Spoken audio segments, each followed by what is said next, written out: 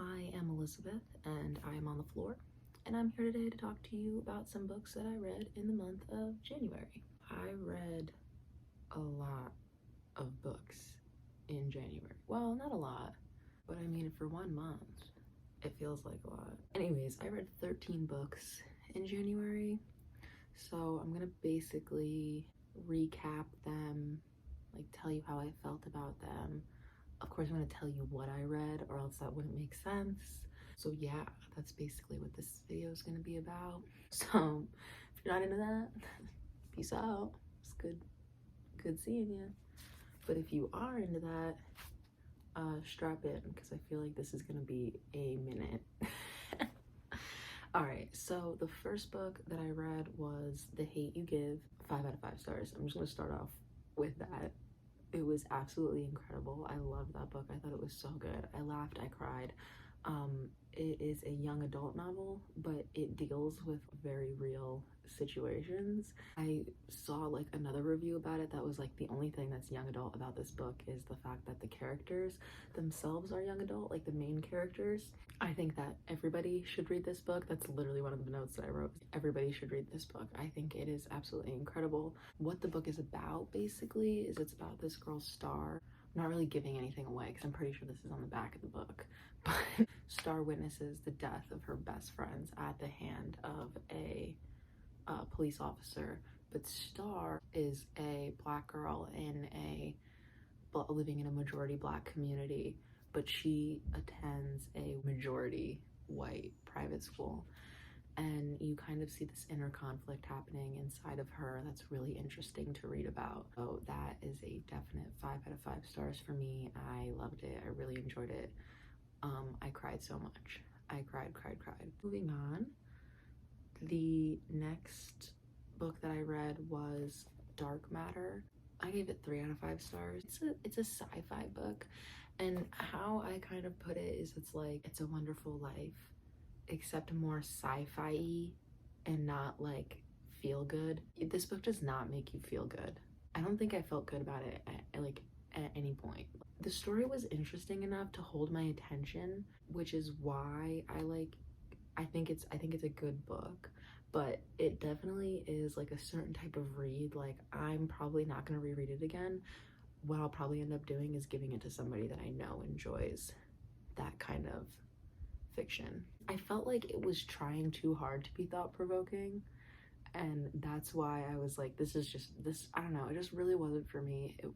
I guess like sci-fi really isn't my thing. I don't know, I haven't read enough of it yet, but it was a really popular book. A lot of people have read it. A lot of people have said great things about it. I don't know. I didn't think it was bad, but I didn't think it was like insanely good. So moving on to another 5 out of 5 stars. I read a lot of good books this month. City of Girls, 5 out of 5 stars, like I've already said. I listened to the audiobook and I literally finished it in like 2 days, and it was just so good. It was so good. There's like a large amount of characters, I feel, but they're all so interesting in their own way. Like, even the side characters are just so intriguing. I just loved all of them. Basically, the story follows this girl, Vivian. She's like in her early 20s, I would say, and she goes to live with her aunt in New York City. This is right before World War II. Her aunt has a playhouse in the city, and they put on this show called City of Girls, but she gets herself into a little bit of a scandal. So it's basically just like her recovery of that, and also like the scandal itself, like everything building up to it. And it's just it's a great story. It's amazing, and I loved it. And I did read a review that was like, there's so much sex in this book, like it's nothing but sex, but I'm like, what? Like, I did not feel that way at all. Yes, there's a lot of sex talk, but it's not like you're getting sex scenes. Like, most of the book, like, she's single and it just talks about her having casual sex, but you're not like sitting in the room with them, you know? Felt that all of the loose ends, even with side characters, got tied up so nicely. And even if it was like kind of just like a quick like one-off like paragraph about a side character, like what happened with them, I thought that it was still really good. It didn't feel like it was forced. So 5 out of 5, I definitely recommend that one, especially more uplifting and fun. Like there is parts where it's a little sad, but it's also a lot of fun. The next book that I read was Convenience Store Woman. I gave that one a 4 out of 5 stars. I really enjoyed this book. I really, really enjoyed this book. If you are an outcast, you will 100% resonate with this story. It's about a woman who works at a convenience store, and she has embodied her entire lifestyle around the convenience store to the point where she doesn't know really how to function outside of the convenience store. She's never really knew how to function as like a person. There's like parts of her childhood that come up in the story where you get to see how she thinks, and it's not how like a normal person would think. And so when she goes to get a job at this convenience store and they give her a set of rules, she ends up just staying there because she's able to just follow the rules, put on a happy face. She knows what the job entails. She knows what she's supposed to be doing. She knows what the other workers are supposed to be doing. And you go through this timeline of years and years and years of managers leaving, people leaving, and she's like the only thing that has stayed in the convenience store since it first opened. I felt for her and I felt with her. At certain points, you definitely do feel bad for her, and at other points, you're like, because if you've ever had any type of like minimum wage customer service job, like retail or even fast food, like you know what you're supposed to be doing, and you know who's the slacker, who's the, try hard, who's the kiss ass. She's in her 30s and she's working at this retail job that's not really like seen fit as a person of her age to be working there, but she enjoys it. She likes it. It's the only thing that she knows. And she doesn't want to leave, but she feels a lot of pressure from her family to leave, and from not just her family but also her friends, and it's a whole situation. But it's so good, and it's really short. It's like really, really short. That was a 4 out of 5. The next one I read was a very popular self-help book, I guess you could call it. Was The Subtle Art of Not Giving a Fuck. This one I gave a 3 out of 5 stars. I don't really have much to say on this one, I'll be honest. It was just like a good reminder to just kind of like live your life on your own terms, rather than on anybody else's. It's not exactly the most eye-opening self-help book that I've ever read, and I don't think, like, I've read some other stuff that's been more eye-opening than this. This is basically Buddhism, but like in a way that's palatable for people that are not as open to ideas like that. So yeah, I mean, I wouldn't necessarily go out of your way to read it. I just saw that it was like super popular and it was available at my library, so I got it. Next one that I read was a memoir. I read a couple of memoirs this month, and I'm pretty sure I loved all of them. No, there's one that I was like, it's all right. But this one, I read Hillbilly Elegy, a memoir of a family and culture in crisis. This was a 5 out of 5 stars. I listened to the audiobook actually, and this book was just absolutely inspiring. It was so relatable. If you come from any rural part of the country, I know they're specifically talking about the people that migrated from Kentucky to Ohio or to Detroit. So basically it's about this guy, J.D. Vance, who grew up in this hillbilly lifestyle, and he then goes off and he becomes a lawyer. So he basically like beats the system. He made it, all of the odds were stacked against him. His mother has, problems. His grandmother is crazy, but in an amazing way. And there's a movie on Netflix now with Glenn Close and Amy Adams. I have not yet seen the movie, but I will definitely see the movie because I really, really enjoyed the book and I thought it was super inspiring. I just thought that the story, the memoir part, like alongside the statistics, didn't feel like out of place, I guess you could say, because I feel like when a lot of books do that, it feels like you're going from story to statistics so fast, and it's like, wait a minute, I'm not trying to read a research paper. This literally balanced it so perfectly. And like I said, I listened to the audiobook on this one again. I listen to a lot of audiobooks, and especially for memoirs, because I really like when they're read by the author, because then you know how they're supposed to be read. So yeah. The next book I read was, well, this was also the audiobook too, was Pet Sematary. I am trying so hard to read one Stephen King a month at least, and I read 2 this month. But Pet Sematary, 5 out of 5 stars. Oh, very scary. I can see why now that Stephen King says that this is the scariest book that he's ever written. I read the book, and then I watched the new movie. I didn't watch the old one. If you've read the book, don't watch that movie, because it's just absolutely awful in comparison to the book.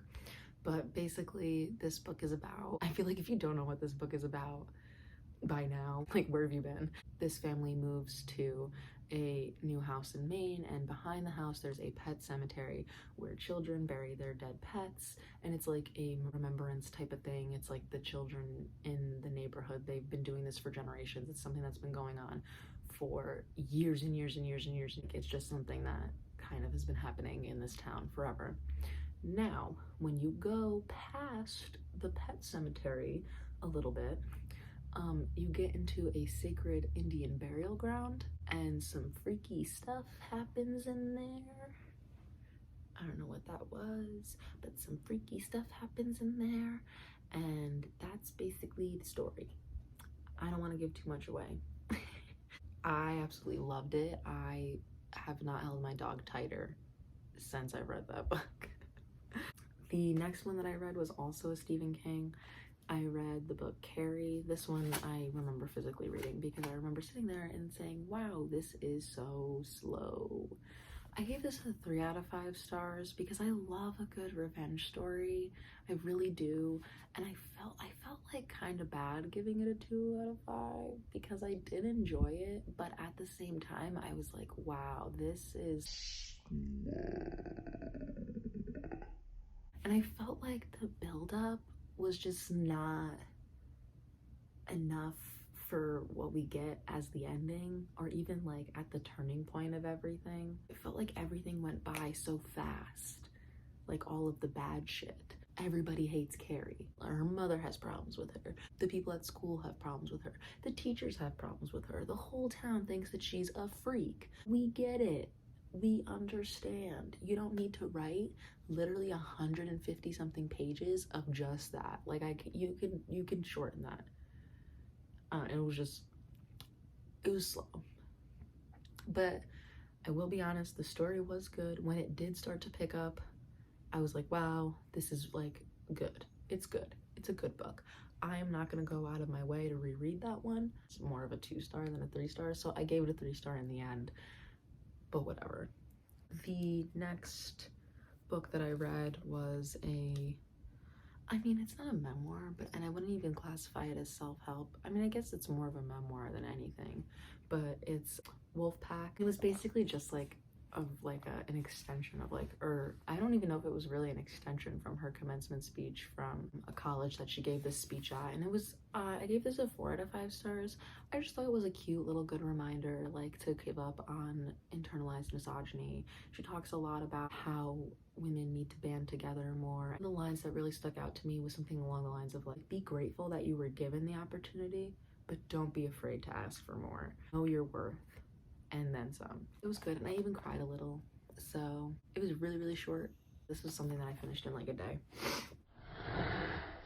The next one that I read was for a young adult literature class that I am in, and it is Harry Potter and the Prisoner of Azkaban. I will start off by saying that I've never read any of the Harry Potter books or seen any of the Harry Potter movies. I'm not a big like fantasy person, I guess you could say. I've never really given it a shot. That is something that I want to do in 2021. I want to read more fantasy. But anyways, I kind of loved it. I'll be honest. Like, I really, really enjoyed the story. This whole time you're like, oh, Sirius Black, he's like such a bad guy. And then like, boom, twist. I feel like I was the only person on earth that like didn't know anything about it. Like I literally went in totally blind, had no idea about any of it other than that Harry Potter was a wizard. You're a wizard, Harry. I also know like the meme. Did you put your name in the goblet of fire? That's like all I really knew about Harry Potter until I read this book. And then I watched the movie. I really liked it. I gave it a 4 out of 5 stars because it was just a little long. The next book that I read was another memoir, and it was okay. It was Girl in a Band by Kim Gordon, and I love Sonic Youth. There was so much that like I wanted to know about Kim that we never really got to learn. She contradicts herself a lot. Like throughout the entire book, she says like one thing and then another. I guess like I kind of got what I wanted out of the book. Like I got to see a little bit of like what Kim's life was like growing up, and then also a little bit of what her life was like in the band. She trash talks other female artists like so much throughout the book. She mentions like Lana Del Rey in a pretty negative way, Courtney Love in a pretty negative way. She basically was like, she's a sociopath, and I'm like, you are in a band, you're not a psychiatrist. Like I don't think that you should go out here saying things about other people that are, you know, about mental illnesses that they have that you don't know. Like you don't know them like that. And the book was just filled with so much name dropping. I was like, all right, we get it, you were in a band, we get it. You don't need to tell us every time you ran into someone famous. Like we get it. This is kind of what made up for like the rest of like shittiness of the book, was the chapters that were the song title, and those chapters were really good. Overall, it was a 3 out of 5 stars. If you like Sonic Youth, I would say go ahead, give it a shot. If you like Kim Gordon, I would say go ahead, give it a shot. If you're not interested in either of those things, I would say stay away from it.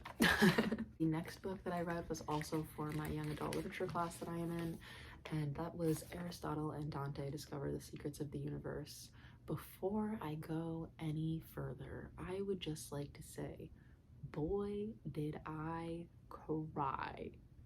Oh my god, literally tears streaming down my face constantly. This was a 5 out of 5 star book for me. I really enjoyed it. I thought it was just such a beautifully written book. There's a lot of things that I don't think that a 15-year-old would say because just of how poetic it is, but I enjoyed that so much because like I loved it. The writing was just so beautiful. It didn't take anything away from the realism of the book either. Basically, it's about these two boys that become friends, and they're basically finding out who they are, and you kind of see their friendship grow, and it's just such a great book, and I love it. Highly recommend reading it. It is also very popular LGBTQ book. If you're interested in something like that, I do highly recommend it for that as well. Usually when you're reading about and I don't want to say like it was a romance because it really wasn't, but when you're reading about books where it's like characters are finding out their sexuality, and typically the side characters are like not given anything. They're like basically used as like pawns essentially most of the time, or they're just bland and boring. I thought that these side characters were very well written. That was the thing that I really enjoyed. The last book that I read was Dolly Parton's Songteller. I gave this book a 4 out of 5 stars. The reason why I gave it a 4 out of 5 stars, I listened to the audiobook and it was 100% an interview. I don't know how the actual book reads, but basically it was like each chapter was a song of hers, and she would talk about the song, where the inspiration came from, what album it was on, like around that time period, what was going on, you know, whatever. Take a shot every time Dolly says, that's just a really fun song, or I just really like that song, because it's literally every song that she talks about. Literally every song. What I did like though in the audiobook is that they play a snippet of the song before you get into the chapter, and it is Dolly herself talking about it, but it is very casual, so that's the only reason why I gave it a 4 out of 5 stars. It felt like I was listening more to like an interview on the radio rather than an audiobook. Wow, this is like a lot. This is a long ass video. I am gonna have so much editing to do, but whatever. Finally, at the end, those were the books that I read in January. That's really all that I have to say, so hopefully I'll see you in the next video.